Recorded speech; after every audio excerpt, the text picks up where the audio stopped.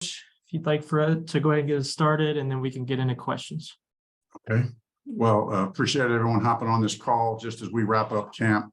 Want to start by just thanking all the fans that came out here to Spartanburg over the last couple of weeks. They really brought a lot of energy and enthusiasm to our practices.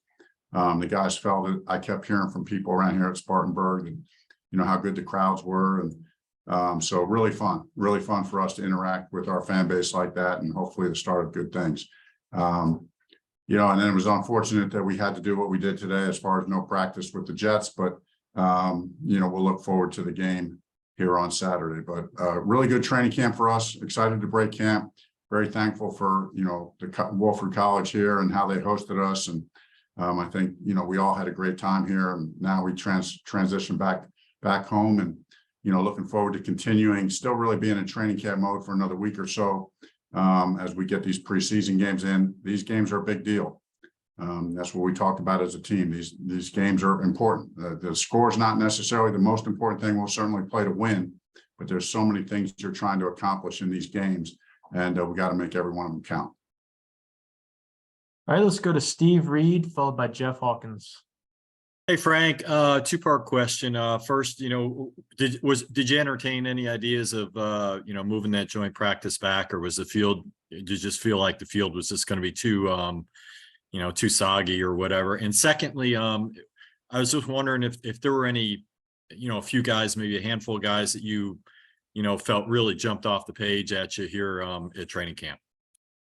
So, yeah, first of all, as far as the first question, we thought about all the options and, talked to Coach Sala early this morning. We just felt like the fields down below, where we really needed to be, were just too soggy, and just didn't want to take the risk of, getting guys with soft tissue issues and stuff like that. So, and plus we thought we had really good work yesterday. We got a lot of plays on offense. We had 85 plays, and since, so I think we got done what we wanted to get done. It would have been good to get another kind of half day against the Jets, but we'll just move on from there. And then as far as guys sticking out from training camp, it's just hard for me to single out names. I just think, we're looking at the overall body of work for everybody, and felt like every group, right, made progress, and that's really what we were shooting for.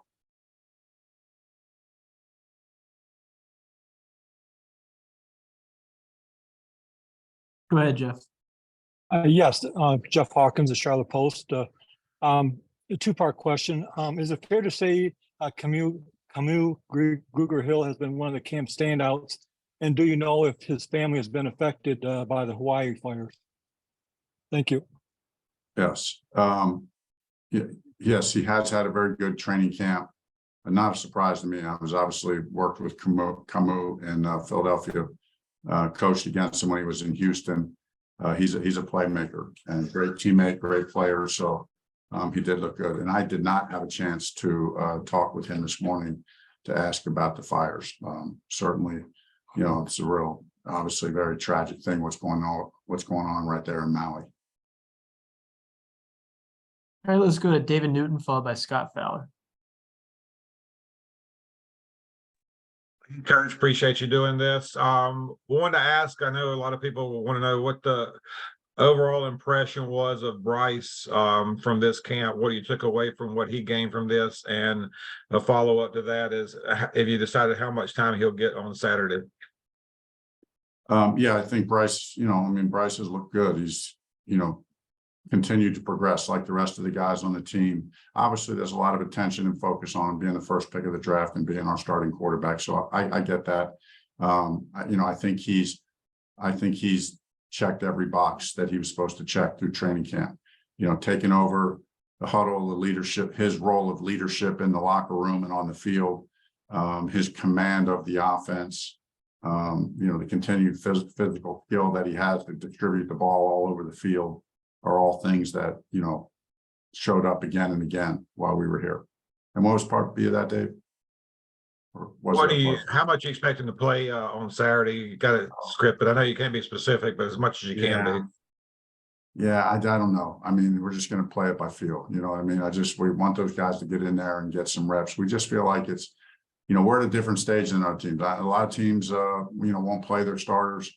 in preseason. You know, listen, we've talked as a team from the very beginning and said, hey, we're going to play in the preseason. We talked to the guys about that up front, and just so that everybody would understand what's ahead of us and just how it's necessary for us to do that. New schemes, new coaching staff, young team, and plus we start the year off with 2 division opponents. So we got to get ready to go.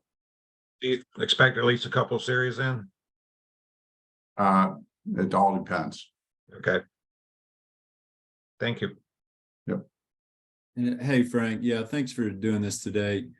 To go non-Bryce Young for a second on quarterbacks, I think either you or Scott Fitterer mentioned that Dalton wouldn't play too often, or if at all. So will you, after Bryce, I mean, is Dalton going to play, or are you just going to use Corral, or what's that sort of going to look like? There's a chance that Dalton does not play this game. We'll take it game by game. We want to give Matt a really good look, give him an opportunity, feel like he's, progressed well in training camp and, just really needs the reps. And, obviously Andy's played a lot of football in this league and has practiced well. So again, I'm not going to pin myself down into a corner on any one thing, but, the general inclination for this game, which could change, but for right now, I'm not thinking Andy will play this game. Thank you. All right, let's go to Phil Orban, followed by Mike Kay. Hey, Frank, you mentioned you'll be in training camp mode for the next week. I'm wondering what that looks like back here and when you decide to make that shift from training camp mode to preseason or maybe getting ready for the season. Yeah, after the last preseason game, I think it's that last week, we put ourselves on the schedule, that last preseason game, like it's a game week. So really it would be kind of another week of, more or less preseason mode, which the way our schedule is set up, it's very similar to how it's going to be in season. So it won't be a dramatic change. But what we mean sometimes by getting into, regular season mode is in practice, the ones are getting all the reps or most of the reps, and you're using cards for the scout team. And when you're in training camp mode, you're really not using cards. You're just going ones against ones, twos against twos. So that's kind of what I mean by that. Thank you. You're welcome. Hey, Frank, thanks for doing this. Had 2 questions for you. With Bryce, we saw him kind of throw downfield a lot during OTAs, and then training camp, it seemed like he worked more intermediate to shallow routes. I was just wondering if that was a coaching point or just basically him going through reads just to kind of maybe enhance that part of his game. And then with Miles Sanders, how do you kind of balance the physical workload during the preseason when he hasn't really taken a lot of hits? Yeah, the first question with Bryce is, that's just Bryce is going to distribute the ball where, he's going to go through progressions and throw the ball, to the open guy according to the coverage and the progression. So, we do chart everything, feel like he's distributed the ball a good amount, at different places. And it varies day by day, week by week, depending on, what coverages the defense are playing that week. So feel good about the ball distribution. And then the second question again, Mike, was with Miles Sanders. Oh, yeah. Okay. Yeah. Miles. Yeah. Hey, listen, Miles isn't, Miles is one of those guys, right? He did get, we'll give you more information later, but a little bit of a tweak yesterday in his groin. So, he could be held out this game. We'll see, but he could be held out this game and will likely be held out this game. And, we'll just have to see it as we go. It's, I've told our players, generally speaking, hey, everybody get ready to play. And because that's what we need. We need that mindset. Everybody get ready to play. Everybody assume they're playing. And then as we go game by game, week by week, player by player, we'll make the decisions that are best for the player and best for the team. All right, let's go to Joe Person. Hey, good morning, Frank. On that running back position, even before this tweak with Miles, Is there any thought that y'all might need a little more there, a kind of a bigger back that's not currently on the roster? I mean, as you know, it's funny, good question, Joe. I mean, as the coach, you're always a little bit torn. You're always like, no, we don't need anybody. I love the guys we got, you know. But then, you know, it's like we talk to the players about healthy tension all the time, and coaches, you know, there needs to be a healthy tension. So as the coach, I'm like, well, Scott, hey, we're good. We don't need anybody else. Love every guy we got, love our roster. We don't need anybody. But yet, you know, Scott's job is to continue to try to make the roster better. So, and my role as a head coach is to assist him in doing that. You know what I mean? And to look at that. So listen, we're not looking to just bring guys in here to bring guys in here. If we think somebody comes up that's a fit that has a chance of making our roster better, we'll evaluate it. But right now, we love the guys we have. You know, we think we can play winning football with the roster that we have, and excited to keep moving forward with them. And if a quick follow-up too, Frank, any position groups you leave there feeling really good about their progress at camp, and then any others that you feel like some work still to be done? I mean, I feel good about most of the groups. I like all the groups. I hate to single them out. I continue to be excited about, you know, the tight ends, the versatility of our tight ends, you know, our receiver group in some ways. You know, I'm just excited to spread the ball around amongst our receiver group and see those guys grow, you know, see some of those young guys grow, and see DJ Chark get back into it, and hopefully stay healthy, and, you know, Adam Thielen doing his thing. You know, if our secondary stays healthy, you know, it's a good group, you know. So yeah, I mean, defense, I feel good. I mean, I feel good about our defensive unit. I feel good about the progress we've made on offense. So excited to continue getting better. We talked about it last night. We love where we're at, but we know we're not where we want to be yet. Frank, is there an update on Eddie? We haven't asked you about him since you signed Wright. Yeah, no update. Well, I should say, Mike, you know, he's doing well. He's progressing well. You know, we're going to be cautious, and you know, listen, Eddie has established himself to be our kicker. So, you know, we want to make sure that we stay ahead of this thing, and, you know, wait till he's full strength before we get him back in there. We got time for a few more. Let's go to David Newton. You're on mute, David. Sorry about that. I had to unmute myself there.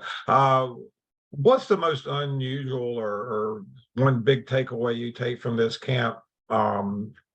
This kind of below the surface things we may not have noticed. Well, you guys probably noticed this, and I've said this before a couple times maybe, but I just continue to be impressed at the leadership of this team, and how, like, this team has really strong young leaders, and the breadth of leadership is good. And the way we work, the way this team works out of practice. I mean, how hard the players push themselves in individual periods. It's impressive. I got a lot of respect for the way, you know, we're working as a team, and it's creating a good foundation for us.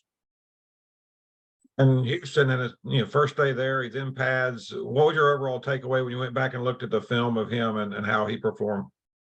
I'm sorry, David, who was it? Houston, just, one day there, and he's in pads right away. And I was wondering what you, when you went back and looked at film, what did you see that you really liked, or things he needs to work on?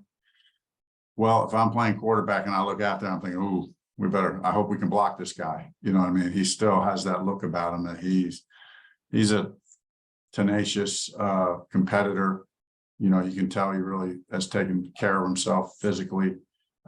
He really hasn't done much. I mean, we just kind of did individual with him. So he really hasn't been in there for any team reps, but looking forward to seeing him back in action. Thanks. All right, let's go to Vashti Hurt. Hi, Coach. The other day, you guys released a depth chart.